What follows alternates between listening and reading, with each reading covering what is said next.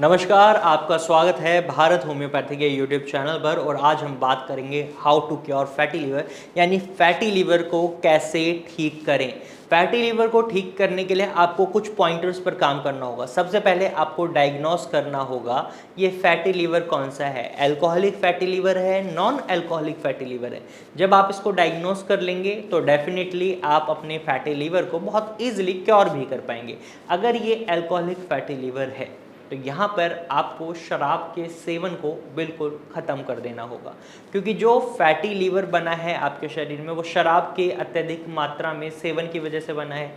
और यहाँ पर आपका लीवर फैट का एक्यूमुलेशन बढ़ा चुका है, और अगर आप शराब पीते जाते हैं तो लीवर का काम बढ़ता जाएगा, फैट एक्यूमुलेशन बढ़ता जाएगा, और आगे चलकर ये लीवर फाइब्रोसिस, लीवर सिरोसिस का रूप ले सकता है। तो यहाँ पर ही आपको रुकना होगा। साथ ही साथ अगर आप नॉन अल्कोहलिक फैटी लीवर के पेशेंट हैं तो आपको अपने लाइफस्टाइल में कुछ चेंजेस करने होंगे। डेली बेसिस पर लगभग 20 से 30 मिनट वॉकिंग करनी होगी, या फिर आप योगा और एक्सरसाइज की मदद ले सकते हैं।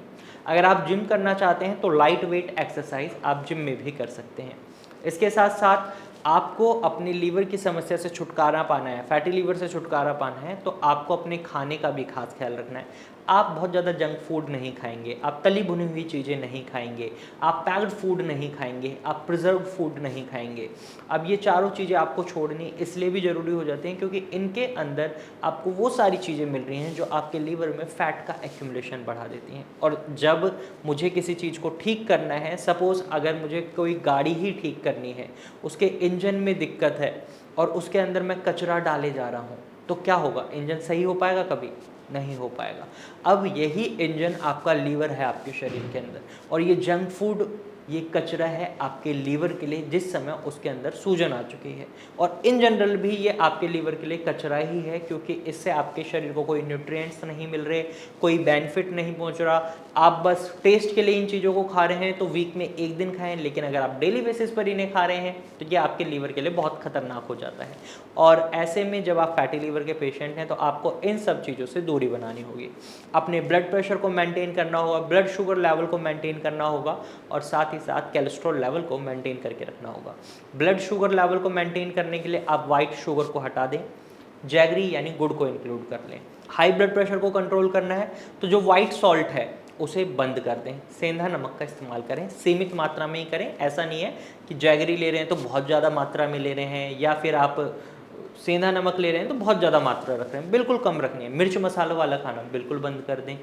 और इसके साथ साथ आपको अपनी लाइफस्टाइल में एक्टिविटीज़ तो इंक्लूड करनी ही करनी है। इसके साथ साथ आपको वायरल हेपेटाइटिस की अगर समस्या है तो उसका ट्रीटमेंट भी जल्द ही स्टार्ट कर दें। तो अगर आपको ये पता चल गया कि आपके लीवर में क्या समस्या रही है, उस पर आप काम कर लेते हैं, तो आप लीवर को क्योर भी कर सकते हैं, फैटी लीवर को ठीक भी कर सकते हैं।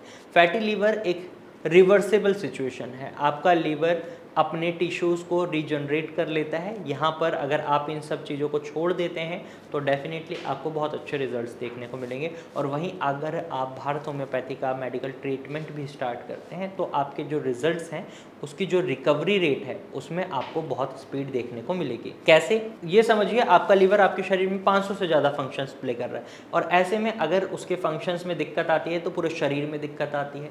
और भारत होम्योपैथी का कस्टमाइज्ड ट्रीटमेंट प्लान आपके लीवर के फंक्शंस को ही इंप्रूव करता है। और जब लीवर के फंक्शंस इंप्रूव होंगे तो डेफिनेटली आपके लीवर में जो फैट एक्यूमुलेशन है वो भी कम होगा।